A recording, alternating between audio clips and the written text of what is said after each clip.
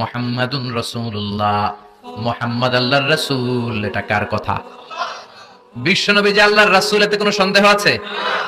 সন্দেহ থাকলে কি ঈমান থাকবে? তিনি হলেন আল্লাহর রাসূল। বিশ্বনবী নিজেকে রাসূল বলে পরিচয় দিতেন। বিশ্বনবী বলতেন না আমি বাতিলের আতঙ্ক, বিশ্বনবী বলতেন না আমি সারা বিশ্বে আলোড়ন সৃষ্টিকারী, বিশ্বনবী বলতেন আমি রাসূলুল্লাহ। আমি কি? সুন্দর লাগে না নামটা? রাসূলুল্লাহ। আবার বিশ্বনবী নিজেকে আব্দ বলে পরিচয় দিতেন, মানে গোলাম। বিশ্বনবী গোটা বিশ্বের সবচেয়ে অ্যামেজিং পার্সোনালিটি, অ্যামেজিং ক্যারেক্টারিস্টিক্স। বিশ্বনবীর চাইতে সেরা, বিশ্বনবীর চাইতে মহান মানুষ পৃথিবীতে দ্বিতীয়টা আছে নাকি? তারপরে বিশ্বনবী নিজেকে বলতেন ইন্নী আব্দুল্লাহ, আমি হলাম আল্লাহর গোলাম। গোলাম বলতে পছন্দ করতেন, নিজেকে ছোট করতে পছন্দ করতেন। এজন্য আমরা নামাজে বলি আশহাদু আল্লা ইলাহা ইল্লাল্লাহ ওয়া আশহাদু আন্না মুহাম্মাদান আবদুহু। তিনি আল্লাহর রাসূল, তিনি আল্লাহর গোলাম। বিশ্বনবী দোয়াতে বলতেন আল্লাহুম্মা ইন্নী আবদুক, ও আল্লাহ আমি আপনার গোলাম। নিজের বাতিলের আতঙ্ক বলতেন না, বলতেন গোলাম, আমি গোলাম। আল্লাহুম্মা ইন্নী আবদুক, ও আল্লাহ আমি আপনার গোলাম। ওয়াবনু আবদিক, গোলামের ঘরের গোলাম, মানে আমার বাবা আব্দুল্লাহ আপনার গোলাম। ওয়াবনু আমাতিক, বান্দির ঘরের গোলাম, মানে আমার মা আমেনাও আপনার বান্দি। আমি গোলাম, গোলামের ঘরের গোলাম, আমার 14 গোষ্ঠী আপনার গোলাম। আল্লাহু আকবার। বিশ্বনবী বলতেন আমি গোলাম, আমার বাবা গোলাম, আমার দাদা গোলাম, আমার দাদার দাদাও গোলাম, আমরা গোলাম গোষ্ঠীর। কিন্তু আমরা নিজেদেরকে ছোট করতে চাই না, আমরা কই সব আমার, আমি বাতিলের আতঙ্ক, সব আমার বলি না। কিন্তু বিশ্বনবী বলতেন না আল্লাহ আমি আপনার গোলাম। আর বলতেন আল্লাহ আমার আপনি ছোট বানান, আমার চোখে বড় বানান, মানুষের চোখে। সুবহানাল্লাহ। আল্লাহুম্মা জাআলনি শাকুরা ওয়া জাআলনি সাবুরা ওয়া জাআলনি ফি আইনি সাগীরা ওয়া ফি আয়ুনিন নাসি কাবীরা। ও আল্লাহ আপনি আমারে শুকরগুজার বানান, ধৈর্য ধারণকারী বানান, আমার চোখে আপনি আমারে ছোট বানান, মানুষের চোখে আপনি আমারে বড় বানান। সুবহানাল্লাহ। বাড়িতে যাই বলেন সুবহানাল্লাহ। আওয়াজ করে বলতে কি কষ্ট হচ্ছে? পড়েন সুবহানাল্লাহ। নিজেকে ছোট করতেন। কেমন নবী তিনি, কেমন রাসূল, শুধু রাসূল নন, রাসূলদেরও রাসূল। আল্লাহু আকবার। মা কানা মুহাম্মাদুন আবা আহাদিম মির রিজালিকুম ওয়ালাকির রাসূলুল্লাহি ওয়া খাতামান নাবিয়্যিন। তিনি শুধু রাসূল নন, খাতামুন নাবিয়্যিন। নবী আসার যে চেইন, যে সিলসিলা, এটাকে আল্লাহ বিশ্বনবীর মাধ্যমে সিলগালা করে দিয়েছেন। আর কোন নবী নাই, জোরে কোন সুবহানাল্লাহ। তিনি শ্রেষ্ঠ নবী, নবীদেরও নবী। তিনি এমন নবী যিনি হ্যাঁ বললে শরীয়তের সবকিছু হালাল হয়ে যায়, তিনি না বললে সব হারাম হয়ে যায়। তিনি আঙ্গুল তুললে পূর্ণিমার চাঁদ 2 ভাগ হয়ে যায়। তিনি জমিন থেকে পা তুললে আল্লাহর আরশে মেরাজে চলে যায়। বিশ্বনবী যদি কয় হ্যাঁ করো করো, করতে পারবা, এটা হালাল। কারণ কোনটা হালাল কোনটা হারাম এটা আমাদেরকে বিশ্বনবী শিখিয়েছে, ঠিক কি না? বিশ্বনবী যদি বলে না না না এটা করা যাবে না, তাইলে হারাম। হ্যাঁ বললে হালাল, না বললে হারাম, ঠিক কি না? আঙ্গুল তুললে চাঁদ 2 ভাগ হয়, পা যদি জমিন থেকে উপরে উঠায় আল্লাহর আরশে মেরাজে নিয়ে যায় কে? এজন্য এই নবীরে ভালোবাসতে হবে জীবনের চাইতেও বেশি। এই নবীকে ভালোবাসতে হবে বিবির চাইতেও বেশি। এই নবীরে ভালোবাসতে হবে দলের চাইতেও বেশি। এই নবীরে ভালোবাসতে হবে নেত্রীর চাইতেও বেশি, ঠিক কি না? নেতার চেয়েও বেশি, নেত্রীর চেয়েও বেশি, নিজের জানের চেয়েও যদি বিশ্বনবীরে বেশি ভালোবাসা না যায়, মুমিন হওয়া যাবে?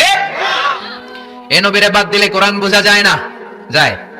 কারণ কোরআন এই নবীর উপরই তো আল্লাহ নাজিল করছে, ঠিক কি না? এই নবীকে বাদ দিলে হাদিস বোঝা যায় না, কারণ হাদিস তো এই নবীরই কথা। এই নবীরে বাদ দিলে সালাত বোঝা যায় না, কারণ সালাত আমরা শিখেছি নবীর কাছ থেকে। নবী বলেছেন সল্লু কামা রাআইতুমুনি উসাল্লি, আমি নবীরে যেমনি নামাজ পড়তে দেখো তোমরাও তেমনি নামাজে পড়ো। এই নবীকে বাদ দিলে সিয়াম বোঝা যায় না, কারণ সিয়াম এই নবীর কাছ থেকে শিখেছি। নবীকে জিজ্ঞেস করা হলো নবী সোমবারে কেন আপনি রোজা রাখেন? প্রতি সোমবারে তো কিছু খাইতে দেখি না। বিশ্বনবী বললেন ফিহি উলিদতু, সোমবারে আমি জন্মগ্রহণ করেছি, তাই রোজার মাধ্যমে আমি আমার বার্থডে পালন করি। আর আমগো বার্থডেতে কেক আছে না নাই? হ্যাপি বার্থডে টু ইউ আছে না নাই? দুম্মা চলে দুম আছে না নাই? বিশ্বনবীর জন্মদিন পালন করে একটা দল বিরিয়ানি খাওয়ার মাধ্যমে আছে না নাই? বিশ্বনবীর জন্মদিন সাহাবারা পালন করতেন না, বিশ্বনবী নিজেও পালন করতেন না। শুধু যখন জিজ্ঞেস করা হলো কেন রোজা রাখেন, বিশ্বনবী বলেন যেহেতু জন্মেছি, এই জন্মটা আল্লাহ আমার না দিলেও পারতেন, জন্মের শুকরিয়া স্বরূপ আমি রোজা রাখি। সুবহানাল্লাহ। এজন্য 12 রবিউল আউয়ালে যদি কিছু পালন করতে চান খালি রোজা রাখবেন, কিন্তু ওই দিন মিষ্টি আর হালুয়া আছে না নাই? জশ্নে জুলুসে আছে না নাই? আহা, শুধু মিষ্টি আর জিলাপি, কিন্তু বিশ্বনবী রাখতেন রোজা। আপনি রোজা রাখেন, আপনি না খেয়ে থাকেন, তাহলে বিশ্বনবীর ভালোবাসার প্রমাণ পাওয়া যাবে, ঠিক কি না? চট্টগ্রাম থেকে আমি আসতেছি, এই যে 12 রবিউল আউয়াল জশ্নে জুলুসে ঈদে মিলাদুন নবী, পুরো চট্টগ্রাম শহর প্যাকআপ, গাড়ি চলে না। এদের যোহর নামাজ কই, এদের আসরের নামাজ কই, এদের ইবাদত কই? কিচ্ছু নাই, শুধু আছে মিছিল আর জিলাপি। আছে না নাই? আছে না নাই? আছে না নাই? এজন্য এই নবী এমন নবী যে নবীরে বাদ দিলে সিয়াম বোঝা যায় না, এই নবীরে বাদ দিলে হজ বোঝা যায় না। কারণ বিশ্বনবী আমাদেরকে হজ করে শিখিয়েছেন। বিশ্বনবী জীবনে হজ করেছে একটা, উমরা করেছে 4টা। বিশ্বনবী যদি হজ করে না দেখাইতো, আমরা হাজির হতে পারতাম? জোরে বলেন, পারতাম? এজন্য এই নবীরে বাদ দিলে কিচ্ছু বোঝা যায় না, নবীরে বাদ দিলে কোরআন বোঝা যায় না। এই জন্য এই নবীর ভালোবাসা আমাদের অন্তরে আছে না নাই? আর এই নবীরে যারা গালি দেয় তাদের জন্য আমাদের লাঠি আছে না নাই? আমাদের মিছিল আছে না নাই? আমাদের রক্তচক্ষু আছে না নাই? ময়দানে আমাদের শক্ত অবস্থান আছে না নাই? এজন্য নবীর বিরুদ্ধাচরণ যদি করে তার সাথে কোনো আপোষ চলবে? আপনি তার বিরুদ্ধে যাবেন, বিবৃতিতে যাবেন, কথা বলবেন, ময়দানে নামবেন, দরকারে হলে রক্ত দিয়ে হলেও নবীর সম্মান বাঁচাবেন, ঠিক না? বিশ্বনবীর গালি দেয়, বিশ্বনবীর বিরুদ্ধে পেজ বানায়, ব্লগে লেখে, বিশ্বনবীর পারিবারিক জীবন নিয়ে কথা বলে, এগুলো পিতৃ পরিচয়হীন জারদ সন্তান, এগুলো জাহান্নামের নরকীট, এগুলো মানুষ নামের পশু। চিল্লায় বলেন ঠিক না? কয়েকটা জায়গায় আমরা বলো দুর্বল। কোরআনের গালি দিলে আমাদের সহ্য হয় না, নবীরে গালি দিলে সহ্য হয় না। নবীরে গালি দিলে আমাদের কলেজে আগুন লাগে কি লাগে না? লাগে কি লাগে না? কার কার লাগে? দু হাত উঁচু করে আল্লাহরে দেখাও।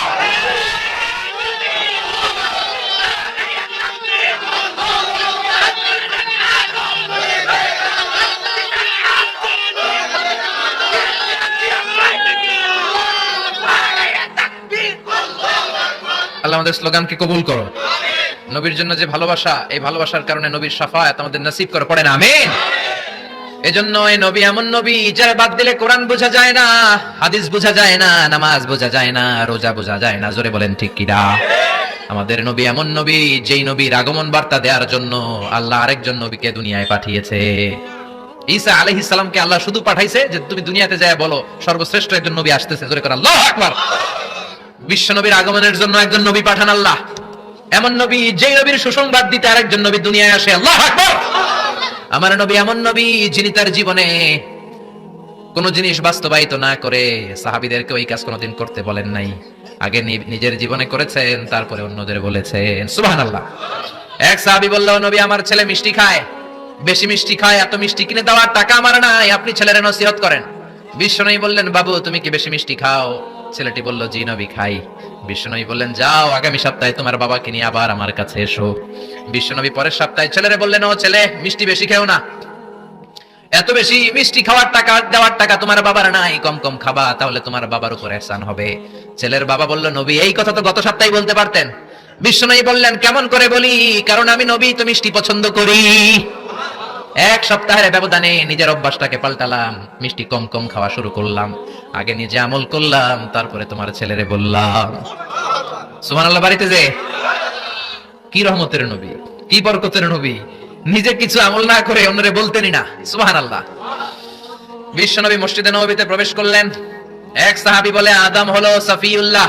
আরেক সাহাবী বলে, আমার কাছে অবাক লাগে, মুসা হলো কালিমুল্লাহ, মুসার সাথে আল্লাহ সরাসরি কথা বলতেন। আরেক সাহাবী বললেন, ইব্রাহিম হলো খলিলুল্লাহ। বিশ্বনবী সবগুলো শুনলেন। বিশ্বনবী এবার মসজিদে নববীতে ঢুকে বললেন, তোমাদের কথা আমি শুনেছি, তোমরা ঠিকই বলেছো। আদম নবী সফিউল্লাহ, মুসা হলো কালিমুল্লাহ, ইব্রাহিম হলো খলিলুল্লাহ, আর জানো নাকি আমি হলাম হাবিবুল্লাহ। খলিল মানে আল্লাহর বন্ধু, হাবিব মানেও বন্ধু, কিন্তু খলিল হচ্ছে এমন বন্ধু যে বন্ধু আল্লাহরে খুশি করার জন্য কাজ করে, আর হাবিব হলো এমন বন্ধু যারা খুশি করার জন্য আল্লাহ নিজেই কাজ করে। রব্বুল আলামিন কাবা পরিবর্তন, কিবলা পরিবর্তন করে দিলেন মক্কা থেকে ফিলিস্তিনের দিকে। কিন্তু বিশ্বনবীর অন্তরে বড় জ্বালা, আমার বংশের গোড়া যেখানে ইসমাইল নবী, ইব্রাহিম নবী ছিলেন, ওই কাবার দিকে, মক্কার দিকে যদি আমার কিবলা ঘুরিয়ে দেয়া হয় কতই না ভালো হতো। বিশ্বনবী মক্কার দিকে হয়ে নামাজ পড়তে পারেন না, কারণ আল্লাহ কিবলা চেঞ্জ করে বাইতুল মাকদাসে নিয়েছেন। বিশ্বনবী শুধু উপরের দিকে তাকায়, আল্লাহ বললেন, ক্বাদ নারা তাকাল্লুবা ওয়াজহিকা ফিস সামাই ফালানুওয়াল্লিয়ান্নাকা কিবলাতান তারদাহা ফাওয়াল্লি ওয়াজহাকা শাতরাল মাসজিদিল হারাম। আল্লাহু আকবার। ও নবী, আমি আপনার অন্তরের কষ্ট বুঝি, আমি আপনার বুকের জ্বালা বুঝি। কেন আপনি উপরের দিকে তাকান আমি বুঝি। ফিলিস্তিনের দিকে হয়ে নামাজ পড়তে আপনার ভালো লাগে না, আপনার মনে চায় আপনার বংশের গোড়া, আপনার জন্মভূমি মক্কার দিকে হয়ে নামাজ পড়তে। জান গো নবী, আর ফিলিস্তিনের দিকে হয়ে নামাজ পড়ার দরকার নাই। আপনারে খুশি করার জন্য আমি কিবলা পরিবর্তন করলাম, এখন থেকে মক্কার দিকে হয়ে আপনি নামাজ পড়তে থাকেন গো নবী। আপনারে খুশি করাই আমার কাজ। ফিলিস্তিনে কেবলা দিছে, আপনি খুশি হন নাই, যান চেঞ্জ করে আবার মক্কায় দিয়ে দিলাম। আল্লাহু আকবার।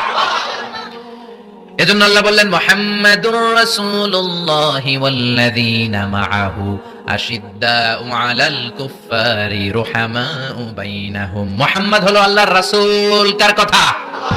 বিশ্বনবী বলেন আমি এমন রাসূল, আমার সব কাজেই বরকত আছে না নাই? বিশ্বনবী সাহাবীদের সাথে বিনোদন করতেন, সাহাবীদের সাথে রসিকতা করতেন, কিন্তু সেটা ছিল সুস্থ বিনোদন। কি বিনোদন?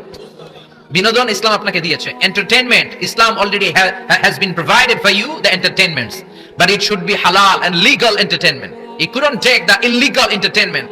হারাম এন্টারটেইনমেন্ট বিনোদন নিতে পারবেন না, অসুস্থ বিনোদন আপনি দেখতে পারবেন না। সুস্থ বিনোদন গ্রহণের দরকার আছে না নাই? বিশ্বনবী কত সুন্দর রসিকতা করতেন। এক কালো মহিলা সাহাবী বিশ্বনবীর কাছে এসেছে। বিশ্বনবী বললেন লা ইয়াদখুলান্নাল জান্নাতা সাফরা ওয়ালা সাউদা।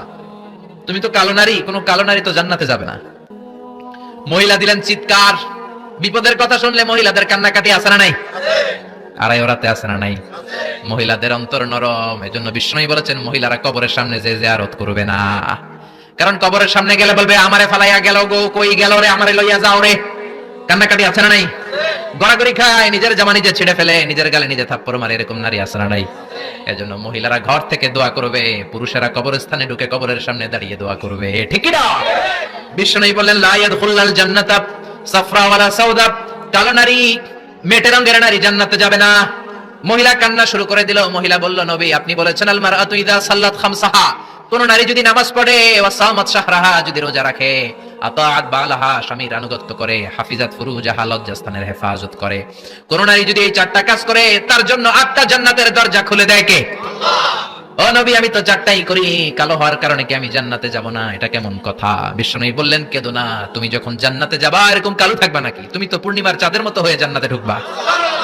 তুমি যখন জান্নাতে ঢুকবে তোমার ঐশ্বরিয়া রায়ের মতো সুন্দরী করে দিবে কে? তুমি বিশ্ব সুন্দরী হবা।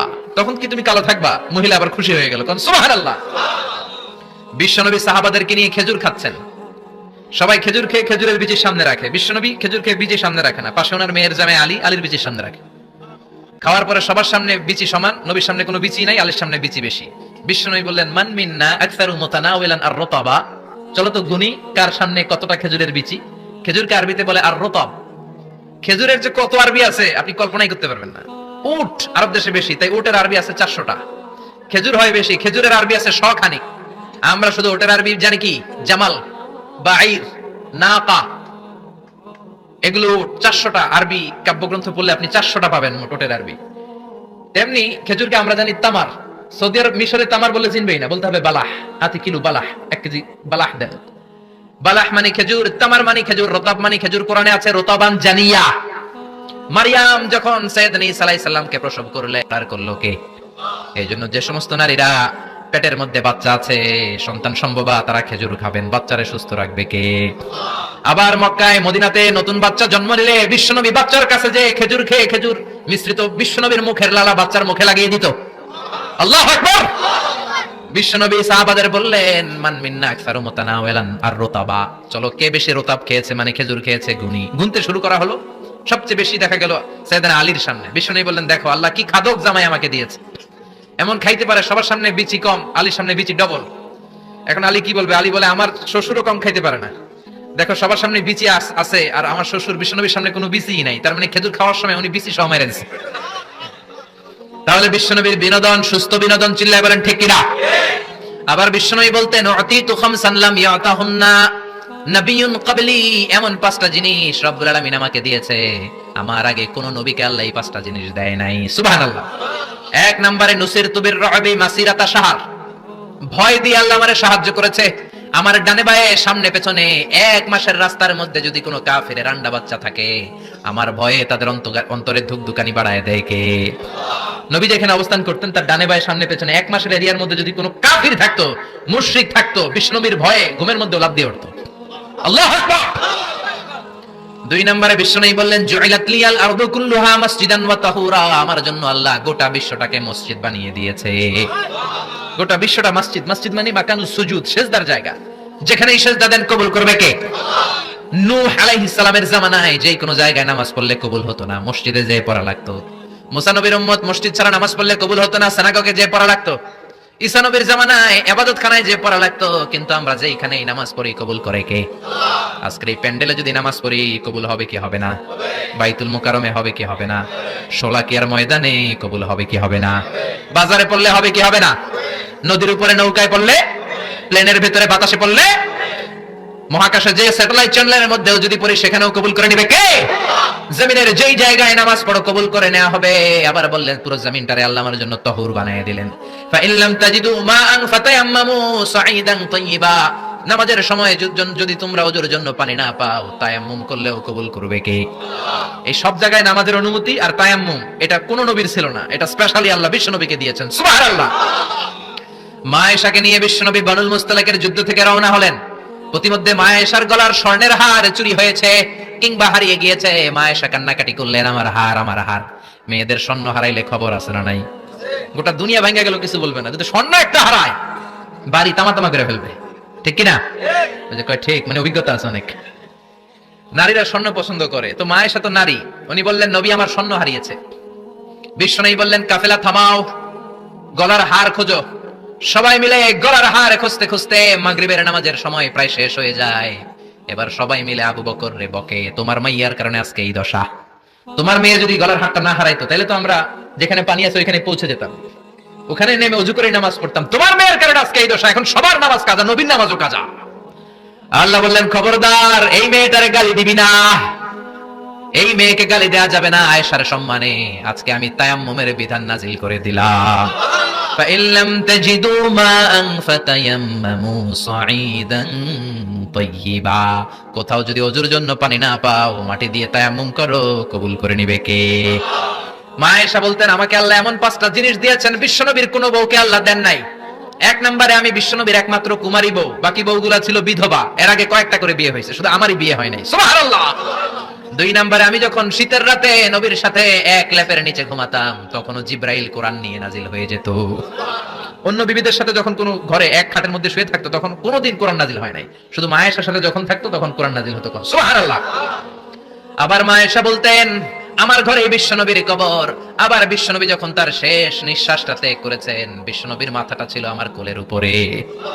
আবার বিশ্বনবী বলতেন ও দুনিয়ার মানুষেরা শোনো শোনো, ওযুর পানি না থাকলে যে তায়াম্মুম করে নামাজ পড়ো, এটাও তোমরা আমার কারণে পেয়েছো। আল্লাহু আকবার। এজন্য বিশ্বনবী বলতেন জুইলাতলি আল আরদু কুল্লুহা মাসজিদান ওয়া তাহুরা। আমার জন্য গোটা বিশ্বটাকে নামাজের জায়গা আর ওযুর না থাকলে তায়াম্মুমের জায়গা বানিয়ে দিয়েছে কে? এরপরে বিশ্বনবী বলতেন উতিতু আশ-শাফাআহ, আমাকে শাফায়াতের মালিক করেছে কে? কিয়ামতের দিন সব নবীরা যখন বলবে ইয়া নাফসি ইয়া নাফসি, বিশ্বনবী বলবেন রব্বি হাবলি উম্মতি, ও আল্লাহ তুমি আমার উম্মতকে বাঁচাও, আমার উম্মতকে বাঁচাও। সুবহানাল্লাহ। এরপরে বিশ্বনবী বলেছেন ওয়া কানান নাবিয়্যু ইউবআসা ইলা কওমিহি খাসসাহ, দুনিয়ার সব নবীকে একটা নির্দিষ্ট বর্ডারে পাঠানো হয়েছে, নির্দিষ্ট এলাকার লোকের জন্য পাঠানো হয়েছে। আমি বিশ্বনবীর নবুয়তির কোনো বর্ডার নাই, গোটা বিশ্বের জন্য আমার নবী বানিয়ে পাঠানো হয়েছে। এইজন্য আমি বিশ্বনবী, চিল্লায় করে আল্লাহু আকবার। বিশ্বনবী শুধু পুরুষদের নবী নয়, শুধু নারীদের নবী নয়, শুধু সাদা লোকদের নবী নয়, শুধু নিগ্রো আর কালো লোকদের নবী নয়, শুধু আরবদের নবী নয়। বিশ্বনবী আদম নবী থেকে শুরু করে কিয়ামত পর্যন্ত যত মানুষ, যত জিন পৃথিবীতে আসবে, সবার জন্য বিশ্বনবীকে নবী বানিয়েছে কে? বিশ্বনবীর যদি কোনো নবীরাও না মানে, ওই নবীর নবুয়তিও ক্যান্সেল করে দিবে কে? এজন্য আল্লাহ বললেন মুহাম্মাদুর রাসূলুল্লাহি ওয়াল্লাযীনা মাআহু আশিদ্দাউ আলাল কুফফারি রুহামাউ বাইনাহুম। মুহাম্মদ হলেন আল্লাহর রাসূল। কার কথা? ঘুম আসতেছে? জিমায় পড়ছেন? তাকবীর দেন, লিল্লাহি তাকবীর। নবীর কথা বলে আল্লাহ বললেন ওয়াল্লাযীনা মাআহু, নবীর সাথে যারা চলে। নবীর সাথে কারা চলতো? সাহাবারা। জোরে বলেন কারা? এবার আল্লাহ সাহাবাদের কথা বলছেন ওয়াল্লাযীনা মাআহু, নবীর সাথে যারা চলতো।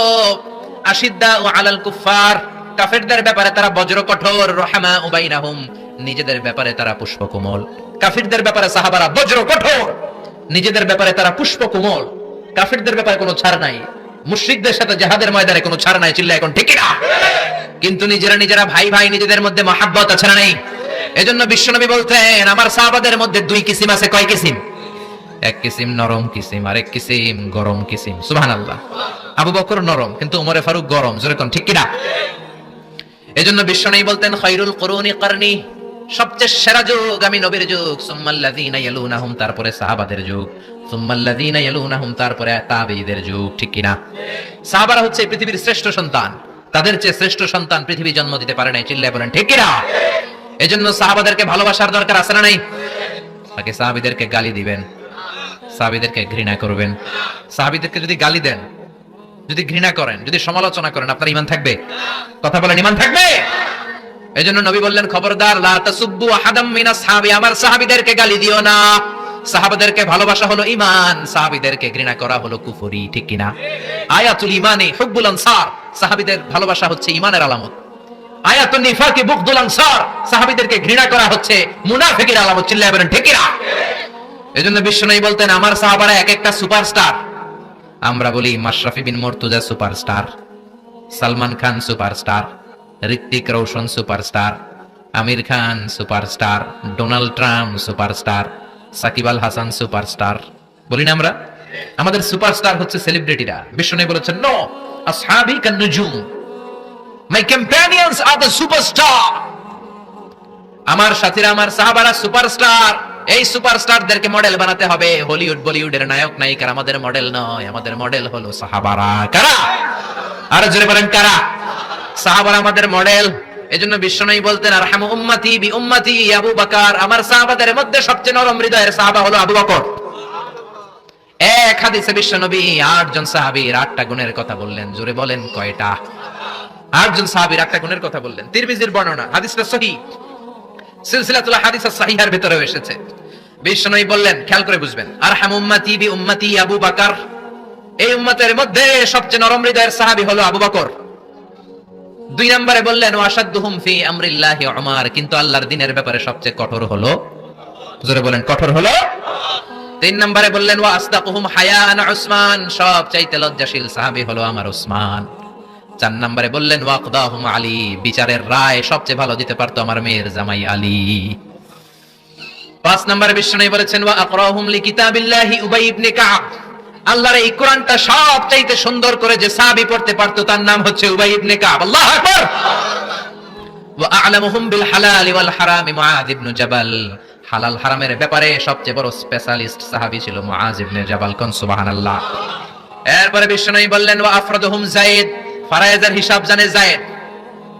আলা ইন্না লিকুল্লি উম্মাতিন আমিনুন ওয়া আমিনু হাযিহিল উম্মতি আবু উবাইদা ইবনুল জাররাহ, সব জাতির মধ্যে বিশ্বস্ত একজন লোক থাকে, আমার সাহাবীদের মধ্যে সবচেয়ে বিশ্বস্ত সাহাবী আবু উবাইদা ইবনুল জাররাহ। সুবহানাল্লাহ।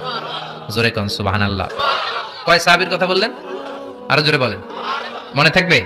প্রথমে বললেন, আরহামু উম্মতি বি উম্মতি আবু বকর, আমার উম্মতের মধ্যে সবচেয়ে দিল দরিয়া রহম দিল আবু বকর। এত নরম হৃদয়ের সাহাবা পুরো সাহাবী গোষ্ঠীর মধ্যে কেউ ছিল?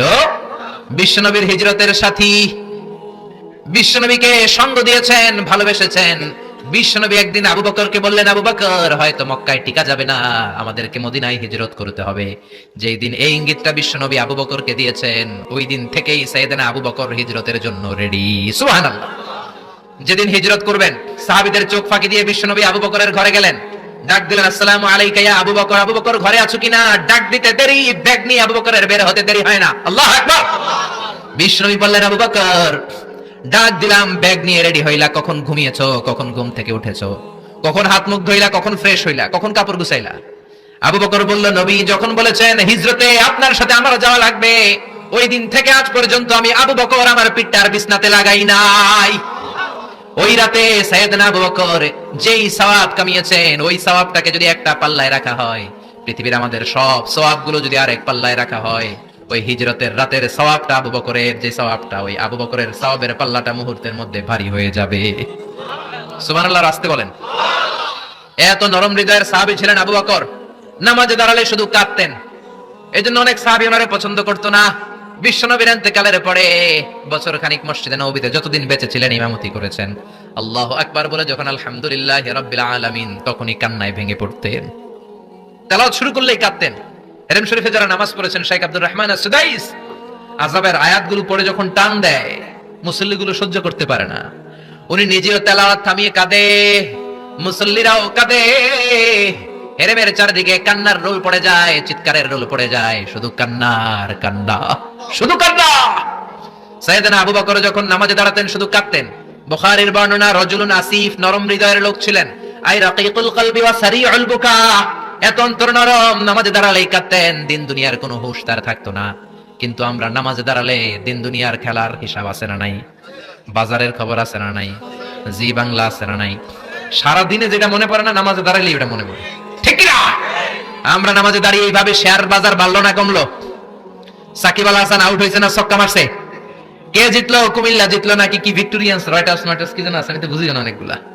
কে জিতলো কে হারলো, হিন্দি সিরিয়াল শুরু হলো নাকি আমার দল জিতলো না হারলো, এরকম টেনশন আছে না নাই?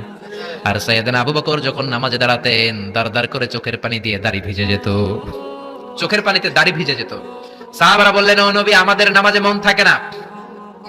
বিশ্বনবী বললেন, সল্লু সলাতা মুআদ্দি', বিদায় নামাজ পড়ো, মনে করবা আজকের নামাজটাই আমার জীবনের শেষ নামাজ, তাইলে তোমার মন আর কোনো দিকে ছুটবে।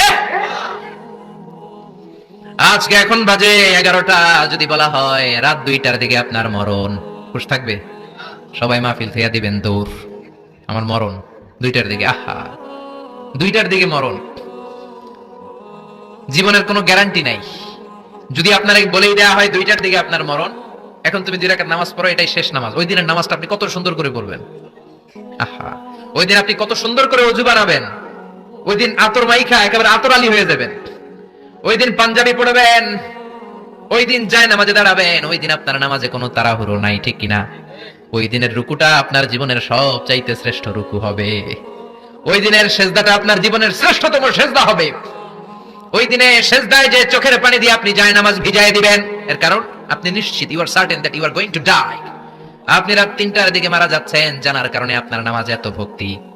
আমরা যে মাহফিল শেষে বাড়িতে যেতে পারবো কোনো গ্যারান্টি আছে নাকি? আরো আধা ঘন্টা বাঁচবো, গ্যারান্টি আছে? শ্বাস যেটা ভেতরে নিলাম বের করতে পারবো, গ্যারান্টি আছে? তো তাইলে নামাজে যখন দাঁড়াই এটা ভাবতে সমস্যা কি যে এটাই আমার শেষ নামাজ? কারণ আমার তো কোনো গ্যারান্টি লেটার নাই। চিল্লায় বলেন ঠিক কি না? পারফর্ম দ্য সালাহ as if it's your last and final prayer. এমন ভাবে নামাজে দাঁড়াবেন যেন এটাই আপনার লাস্ট এন্ড ফাইনাল প্রেয়ার, এটাই আপনার শেষ নামাজ। এরপরে আর নামাজের সুযোগ হয়তো আমি নাও পেতে পারি, জোরে কোন ঠিক কি না? এই কথা যখন সাহাবারা শুনলেন আর নামাজে নড়েও না চড়েও না। মরুভূমির মাঝখানে যখন সাহাবারা দাঁড়াতেন, আকাশের পাখিগুলো খেজুর গাছ মনে করে সাহাবাদের মাথায় এসে বসে যেত। সুবহানাল্লাহ বাড়িতে যে পাখিগুলো মনে করতো এগুলো মরুভূমির মাঝখানের খেজুর গাছ, মাথায় এসে বসে যেত। আর আমরা নামাজের মধ্যে দাঁড়ালে আমাদের কোনো খেয়াল থাকে না, আমাদের এদিকে সামনে ডানে বায়ে নজর যায়, ঘড়ির দিকে তাকায়, অনেকে আছে না নাই? নামাজে পড়ে আবার এমনি তাকায়। হাদিসে এসেছে আপনার নজর যখন একবার নামাজ ছাড়া অন্যদিকে দেন, আল্লাহ বলে আকবিল, বান্দা ফিরে আয়। আবার যখন ডানে নজর দেন, আল্লাহ বলে ফিরে আয়। আবার যখন ইমাম সাহেবের দিকে এমনি তাকান, আল্লাহ কয় ফিরে আয়। 3বার নজর দেওয়ার পরে আবার যখন ডানে বায়ে নজর দেন, আল্লাহ বলে লা হাজাতালি ইলা সলাতিক, তোর এই নামাজের কোনো দরকার আমি আল্লাহর নাই, এই নামাজের কোনো দরকার নাই। এজন্য সালাত পড়তে হবে আর অন্তরে ভয় থাকতে হবে কার?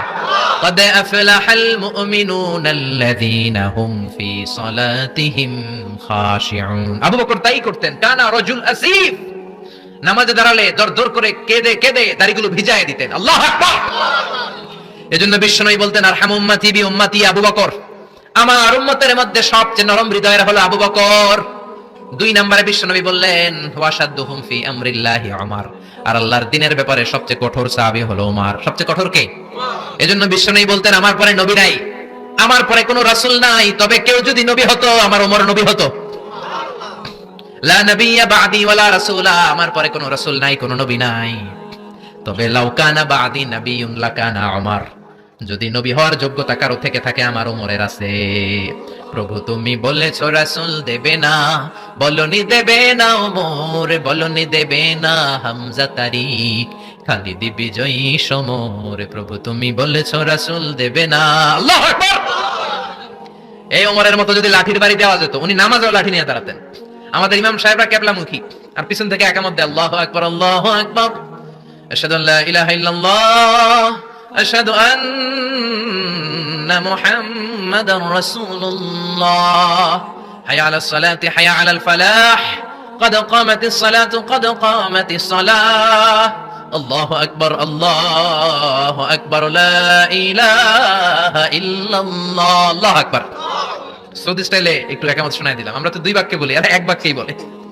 ইমাম সাহেব কিবলামুখী হয়ে দাঁড়ায় আর মুয়াজ্জিন একামত দেয়। ওমরের সুন্নাত, বিশ্বনবীর সুন্নাত এটা ছিল না। ওমরে ফারুক মুসল্লিদের দিকে হয়ে দাঁড়াতেন। ওমরে ফারুকের হাতে থাকতো একটা লাঠি, যার কাতার বাঁকা লাঠির দিয়ে পায়ের উপরে বাড়ি আছে না নাই? এইরকম বাড়ি মেরে মেরে যদি সোজা করা যেত, কাতারে গ্যাপ থাকতো না।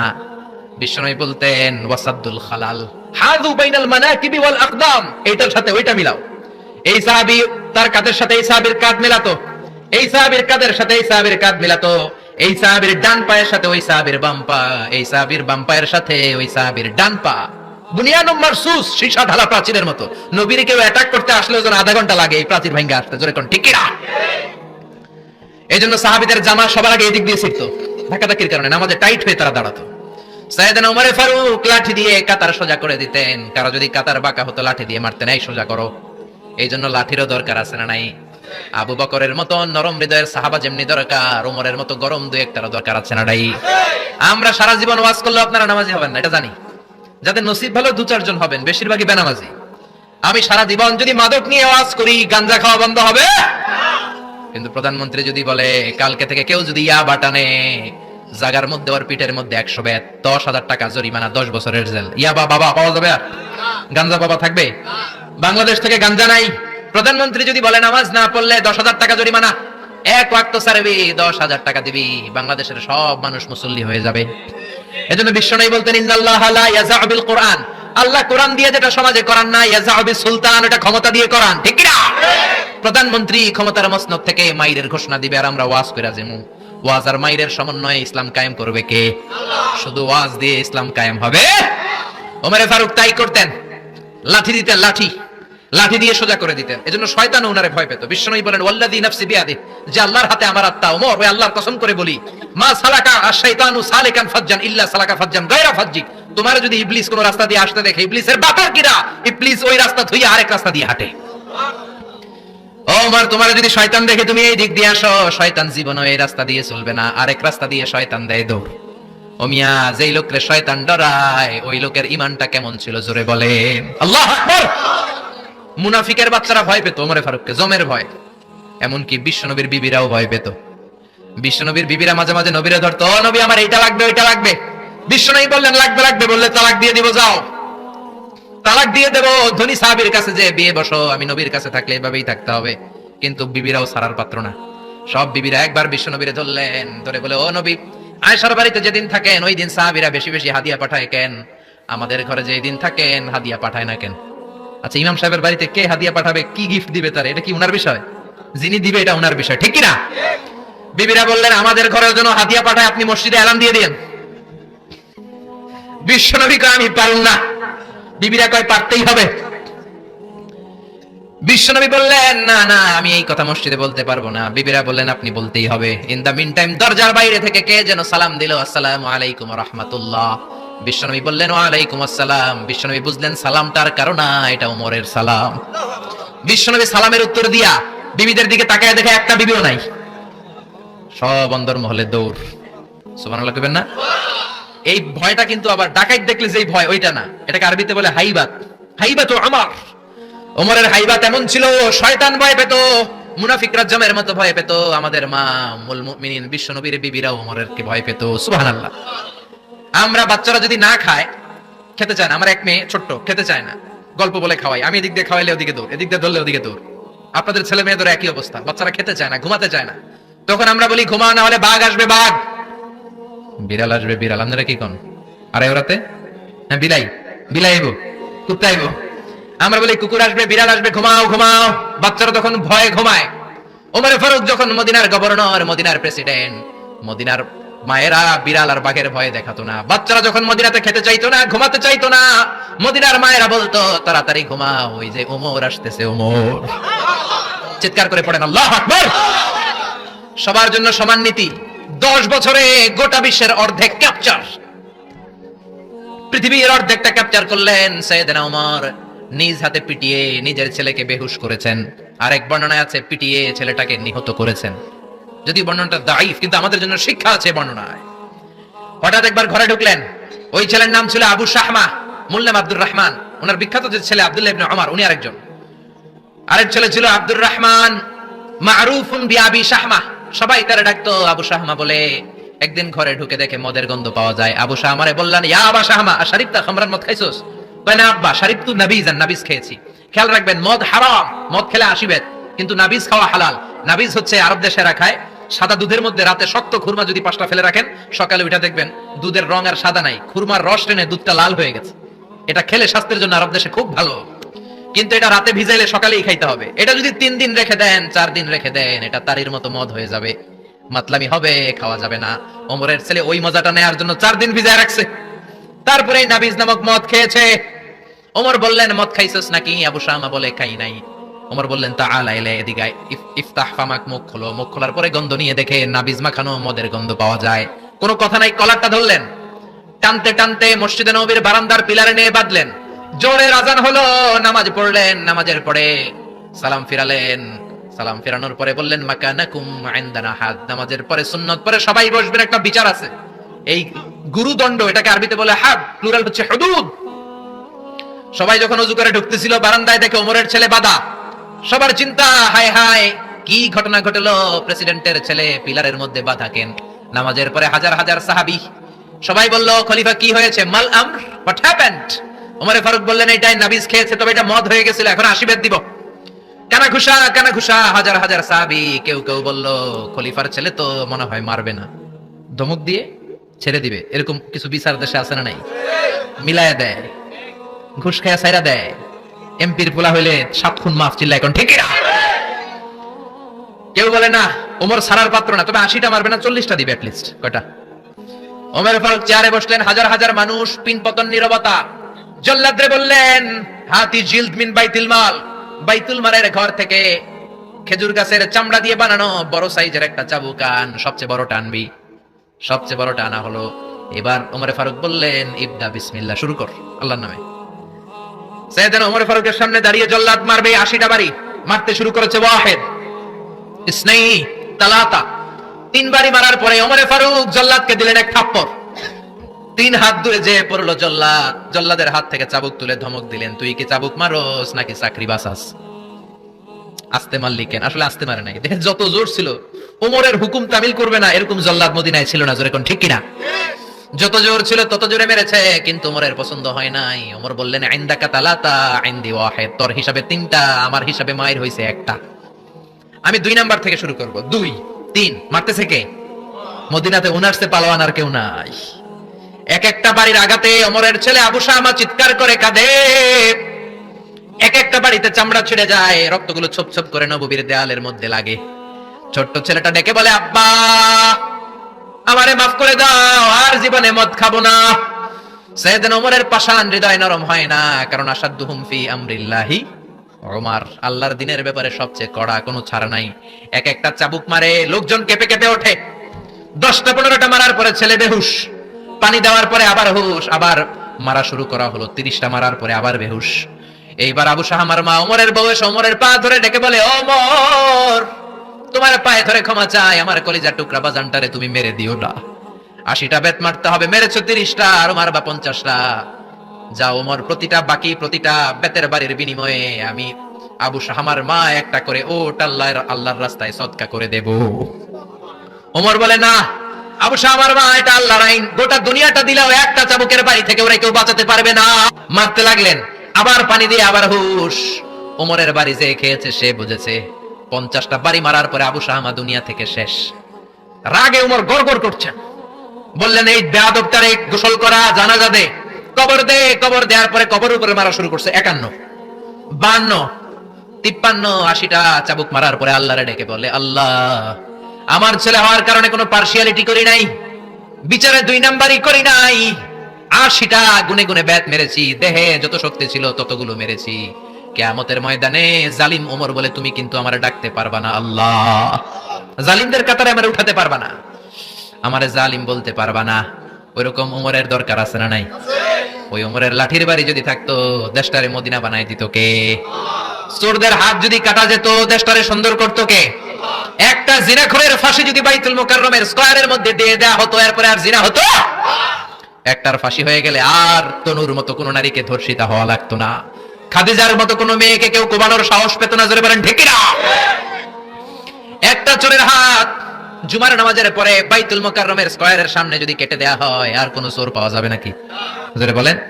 তবে আমচোর, জামচোর, কলাচোর ওই চোর না, যেই চোরগুলো বড় বড় জিনিস চুরি করে, ব্যাংক চুরি করে, দেশের টাকা চুরি করে, এক কলমের খোঁচায় 1000 কোটি টাকা চুরি করে, ওই চোরদের হাত কাটতে হবে। শেয়ার বাজার খায়া ফেলায়, হলমার্ক খায়া ফেলায়, দেশের টাকা খায়া ফেলায়, সুইজারল্যান্ডে সব টাকা পাঠায়, এরকম বড় বড় চোর আছে না নাই? ইসলামী বিচার যদি শুরু হয় আগে বড় চোরদের বিচার দিয়ে শুরু হবে। চিল্লায় বলেন ঠিক না? এজন্য বিশ্বনবী বলতেন আসাদুহুম ফি আমরিল্লাহি ওমর, আল্লাহর বিধান বাস্তবায়নে সবচেয়ে কঠোর ছিল ওমর। এক নারী এসে বলল, ওমরে ফারুক, আমার স্বামী আমারে তালাক দিয়েছে 100টা। কয়টা? শুনতেছেন? একটু জিমাই গেলেন মনে হয়। আমার স্বামী আমাকে 100 তালাক দিয়েছে। কয় তালাক? আসলে দিতে হবে কয় তালাক? তাও একটা একটা করে, ঠিক কিনা? ওমরে ফারুক ডেকে আনলেন, স্বামীরাও আনলেন, বউরে আনলেন। ও স্বামী, কয় তালাক দিছো? কয় 100টা দিছি। ওমরে ফারুক বললেন, তালাক হচ্ছে মিন শাআইরিল্লাহ, এটা আল্লাহর নিদর্শন। আল্লাহর নিদর্শন নিয়ে ফাজলামি করার অনুমতি তোরে দিছে কে? 3 তালাকে তোর বউ তালাক, বাকি 97 তালাক তোর পিঠের উপরে পড়বে। সুবহানাল্লাহ। বাড়িতে যে বউরে 100 তালাক দিছে এক ডাকায়, ওমর ফারুক বললেন 3 তালাকে তোর বউ তালাক, বাকি 97 তালাক তোর পিঠে। এজন্য লাঠির দরকার আছে না নাই? ওমর ফারুক জোহরের নামাজের ইমামতি করলেন। নামাজের পরে দেখলেন একদল লোক গোল হয়ে বসে জিকির করে। আসরের পরেও দেখলেন গোল হয়ে জিকির করে। মাগরিবের পরে দেখলেন সব লোক কাজে চলে যায়, ওই একদল লোক জিকির করে। ওমর ফারুক বললেন, মান আনতুম, তোমরা কারা? কয় নাহনু আল মুতাওয়াক্কিলুনা আলাল্লাহ, আমরা আল্লাহর উপর তাওয়াক্কুলকারী। তো কাজ বাজ নাই, খালি জিকির করো। খাওয়া দাও কিভাবে? কয় আমাদের জিকির দেখে লোকজন খানা দিয়া যায়। ওমর ফারুক বললেন, তাহলে তো তোমরা মুতাওয়াক্কিলুনা আলাল্লাহ নও, তোমরা হচ্ছে আল মুতাওয়াক্কিলুন বা'দুকুম আলা বা'দ, একে অপরের উপর তাওয়াক্কুলকারী। যারা তোমাদের জন্য রুটি নিয়ে আসছে এদের উপর তাওয়াক্কুলকারী। কে বলেছে নামাজের পরে বসতে? ফাইদা কুদিয়াস সালাতু ফান্তাশিরু ফিল আরদ ওয়াবতাগু মিন ফাদলিল্লাহ। নামাজ শেষ তো বের হয়ে যাও। ছাত্র যাবে স্কুলে, জনপ্রতিনিধি যাবে, মেম্বার অফ দ্য পার্লামেন্ট যাবে পার্লামেন্টে, শিক্ষক যাবে কলেজে, যারা ব্যবসায়ী তারা যাবে বাজারে। তোমরা কোনো কাজ করো না, বসে থাকো কেন? খবরদার, আজকের নামাজের পরে যদি কোনো নামাজের পরে যদি গোল হয়ে বসে থাকতে দেখি, পিটাইয়া মসজিদে নববী থেকে বের করে দেব। কাজ করতে যা, এলাকায় যে কাজ কর, বিবি বাচ্চার খবর নিয়ে চিল্লা এখন, ঠিক না? ছাড় দেন নাই, পিটাইয়া মসজিদ থেকে বের করে দিয়েছেন। আল্লাহু আকবার। এজন্য বিশ্বনবী বলেছেন, আরহাম উম্মতি বি উম্মতি আবু বকর। সাহাবীদের মধ্যে সবচেয়ে কোমল হৃদয়ের অধিকারী কে ছিল? আর সবচেয়ে কঠোর কে ছিল? 3 নম্বরে বিশ্বনবী বললেন, ওয়াসদাকুহুম হায়ান উসমান, সবচেয়ে লজ্জাশীল সাহাবী উসমান। নারীরা এত লজ্জাশীল ছিল না, সাইয়েদনা উসমান যতটা লজ্জাশীল ছিল। এখন আমাদের সমাজে লজ্জা শরমের বালাই নাই। কি করে আমরা বেশরম হব, বেলাল্লাপনা, অশ্লীলতা কি করে ছড়াবো, এগুলো ট্রেনিং সেন্টার আমাদের ঘর। জি বাংলায় আমাদেরকে ট্রেনিং দেয়া হয়, শাড়িটা কেমনে পরলে শরীর বেশি দেখা যায়, পেট খালি, পিঠ খালি, কপালের উপর এক নক্তা আছে না নাই? জোরে কোন? কপাল পোড়া। প্রতিদিন আমরা ট্রেনিং প্রাপ্ত, প্রতিদিন জি বাংলা স্টার জলসায় শাশুড়ি আর বউয়ের মধ্যে কেমনে গিরিঙ্গি লাগানো যায়। আচ্ছা, বিশ্বনবী বললেন, ইদা লাম তাস্তাহি ফাসনা মা শিতা, যদি শরম না থাকে তোর যা মন চায় তাই করতে পারবি। এই জন্য আল হায়াউ শু'বাতুম মিনাল ঈমান, লজ্জা হলো ঈমানের অঙ্গ। যার লজ্জা নাই তার ঈমান নাই। এজন্য লজ্জা শরমের দরকার আছে না নাই? বিশ্বনবী ছোট্টবেলা থেকেই লজ্জাশীল ছিলেন। বিশ্বনবীর দুধমা হালিমা, তিনি বলেন, 2 বছর মুহাম্মদ আমার দুধ খেলো, 5 বছর ছেলেটারে আমি পাললাম, 5 বছর লালন পালন করেছি। 5 বছরের মধ্যে শিশু মুহাম্মদকে আমি কোনোদিন কাঁদতে দেখি নাই। ব্যথা পেলেও মুহাম্মদ কাঁদে না, ক্ষুধা লাগলেও মুহাম্মদ কাঁদে না। শুধু লজ্জাস্থানের জায়গা থেকে কাপড়টা একটু সরে গেলে শিশু মুহাম্মদ কেঁদে দেয়। ছোট্ট বাচ্চা ব্যথা পায়, কাঁদে না। বিশ্বনবী কাঁদতেন না, ক্ষুধা লাগলে কাঁদতো না, লজ্জাস্থান থেকে কাপড় সরলেই কাঁদতো। বিশ্বনবীর বয়স 7 কিংবা 8। মক্কাতে কাবা নির্মাণ হবে। মক্কার সবাই কয়, আমরা সবাই এই কাজে অংশগ্রহণ করব। কাবা ঘর বানাইলে ওটাতে সব আছে না নাই? তো কিভাবে অংশগ্রহণ? পাথর কেটে কেটে পাথর দিয়ে কাবা বানাবে। সবাই পাথর টানে, বিশ্বনবীও টানে। বিশ্বনবীর বয়স 7 কিংবা 8। ওনার বয়সের ছেলেরা সবাই পরনের লুঙ্গি খুলে কাঁধের মধ্যে রেখেছে, আর কাঁধের উপরে একটা করে পাথর টানে যাতে ব্যথা না পায়। ছোট্ট বাচ্চারা লুঙ্গি খুলে ফেলে না? গ্রীষ্মকালে দেখবেন পুকুর একটা পাইলে লুঙ্গি থুইয়া সবটি সাঁতার, আছে না নাই? পিড়াইয়া উঠানো যায় না, সবগুলো ডুবায়, চোখগুলো লাল করে ভূতের মতো হয়ে ওঠে। এলাকায় পুকুর টুকুর নাই বোধহয়? আছে আছে আছে। বিশ্বনবী লুঙ্গি খোলে না, সবগুলো সমবয়সের বাচ্চা লুঙ্গি খুলে ভাঁজ করে এখানে রেখে একটা পাথর টানে। আমার নবী 2টা করে টানে। সবাই টানে কয়টা করে? নবী টানে কয়টা করে? সব বাচ্চারা লুঙ্গি খোলা, বিশ্বনবীর লুঙ্গি পরনে। আবু তালেবের চোখে এটা পড়লো। আবু তালেব বলে, ও ভাতিজা মুহাম্মদ, তোমার বয়সের বাচ্চারা লুঙ্গি খুলে পাথর টানে, সবাই টানে একটা, তুমি টানো দুইটা। কেন রে ভাতিজা, তুমিও লুঙ্গি খোলো, লুঙ্গিটা কাঁধে রেখে তারপরে পাথর টানো। বিষ্ণু বললেন, না চাচা, আমার সমস্যা নাই, আমি লুঙ্গি খুলবো না। চাচা কই খোলো। আমরা অনেক বাচ্চাদেরকে বলি, আরে তুই ছোট মানুষ, খোল বেটা, খোল খোল খোল, কিচ্ছু হবে না, বলি না? কখনো এগুলো বলবেন না। ও ছোট্ট হলে ওর একটা প্রেস্টিজ আছে না নাই? ওর একটা আত্মসম্ভ্রম বোধ আছে না নাই?